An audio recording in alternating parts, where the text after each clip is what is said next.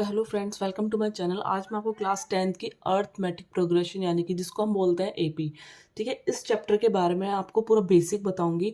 And इसी basic के ऊपर आपके सारे क्वेश्चंस जो हैं वो सॉल्व होंगे। इन्हीं बेस के ऊपर आपके सारे क्वेश्चंस हैं। तो मैं आपको बताने वाली हूँ कि इसमें आपके कौन कौन से फॉर्मूले यूज होंगे, ठीक है। तो इस वीडियो को एंड तक ध्यान से देखिए। एंड यहाँ पे देखिएगा एपी अर्थमेटिक प्रोग्रेशन जिसको हम बोलेंगे, ठीक है। तो यहाँ पर ना सीरीज वाली बात आती है। तो सीरीज जैसे हमको नॉर्मली सीरीज जहाँ पर भी सीरीज आएगी तो समझ लीजिएगा वहाँ पर एपी वाला जो क्वेश्चन होगा, ठीक है। जैसे कि सीरीज हमको दे दी है 2 3 4 5 6 टाइप से कोई सीरीज दे दी है। तो सपोज मैं उसको फर्स्ट वाले को A1 मान रही हूँ, सेकेंड वाले को A2 मान रही हूँ, थर्ड वाले को A3 मान रही हूँ, A4 A5 and so on, ठीक है। तो यहाँ पर जो होता है ये first term, second term, third term, fourth term, fifth term, ठीक है। अब यहाँ पर आती है बात फर्स्ट टर्म की, ठीक है। तो फर्स्ट टर्म तो हमारी A1 हो ही गई, ठीक है। ये वाली जो टर्म होती है ये होती है हमारी फर्स्ट टर्म। मैं आपको पूरा बेसिक बताते चल रही हूँ। Second term, third term. अब बात आती है इसकी डिफरेंस की, ठीक है, जिसको यहाँ से हम डी से डिफाइन करेंगे, ठीक है, डिफरेंस।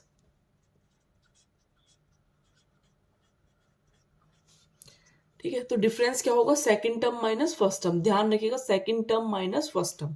तो यहाँ होगा हमारा A2 माइनस के A1, ठीक है।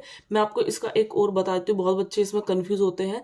सपोज जैसे कि -2 दे दिया है, -3 दे दिया है, -4 दे दिया गया, ठीक है। अब हमें यहाँ पर डी निकालना है। तो बच्चे क्या करते हैं, -3 करके -2 कर देते हैं। नहीं, इट्स रॉन्ग, ये गलत होगा।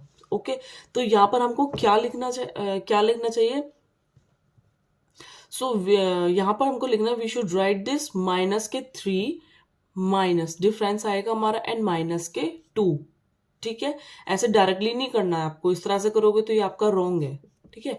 तो हमें इस तरह से लिखना है एंड माइनस हो गए, माइनस माइनस ये हो गया हमारा +2 आ गया, प्लस माइनस माइनस, ठीक है। 3 में से 2 जाएंगे तो 1 बनेगा और बड़े का साइन माइनस का। तो इसका डिफरेंस क्या आएगा, या माइनस का 1। और यहाँ से अगर हम डिफरेंस देख रहे हैं तो आ रहा है -5। तो ये क्या है, दिस इज अ रॉन्ग।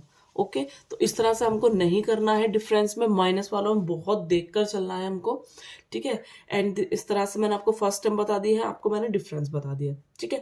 अब बात आती है यहाँ पर nth टर्म की। बहुत बच्चे कंफ्यूज होते हैं कि ये हमको एक होता है हमारे फॉर्मूला होता है Tn is equals to an लिख सकते हैं, फिर Tn लिख सकते हैं a plus n minus 1 into D.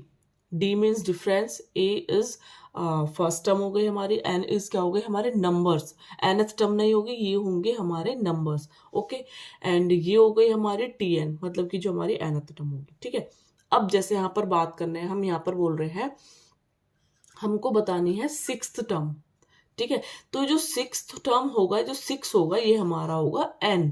जैसे कि मैंने यहाँ पर लिख लिया Tn, तो ये वाला जो n होगा ये हमारा होगा 6। बहुत बच्चे कंफ्यूज होते हैं आपस, सिक्स टर्म को बच्चे डायरेक्टली Tn समझ लेते हैं, ठीक है। तो मैं यहाँ पर आपको बताते चल रही हूँ कि क्या क्या आपकी कंफ्यूजन है, वो भी आपके दूर करती चल रही हूँ, ठीक है। अब यहाँ पर जैसे कि बात कर रहे हैं हम, इसको चाहे आप Tn लिख लीजिएगा या फिर आप An लिख लीजिएगा, ठीक है।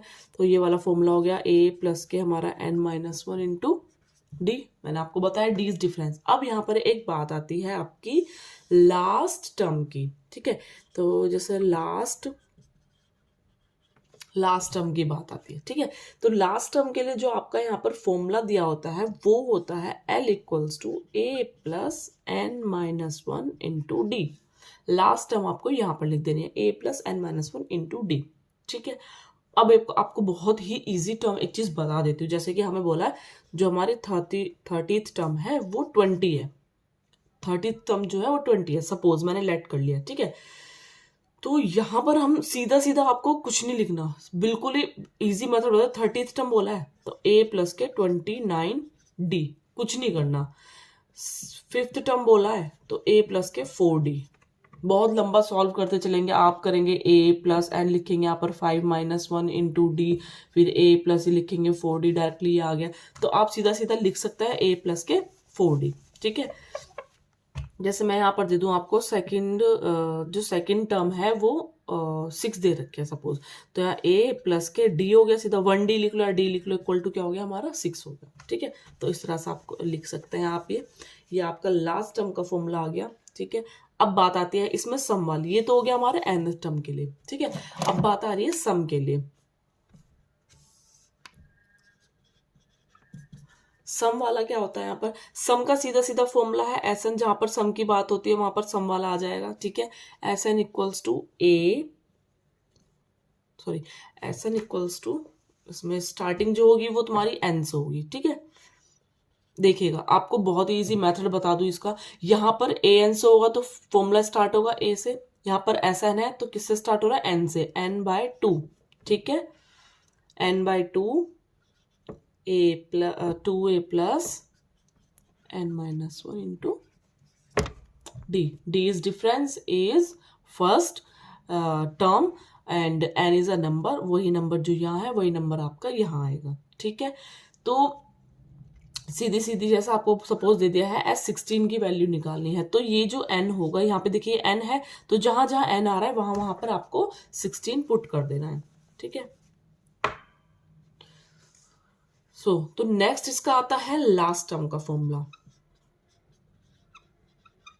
तो लास्ट टर्म का फॉर्मूले में हम क्या लिख सकते हैं, देखिए एक इसका फॉर्मूला ये वाला हो गया, n/2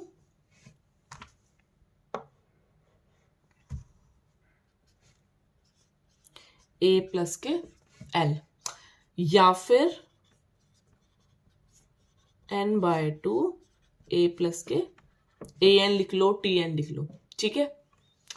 तो ये वाला हमारा होगा लास्ट टर्म का, एंड ये होगा हमारा सम का नॉर्मल फॉर्मूला जो हमारा होता है।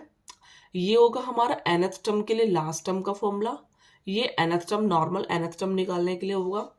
ये a हो गया, a2 हो गया, a3 हो गया, ठीक है। तो इस तरह से आप अपने जो है निकाल सकते हैं ये वाला।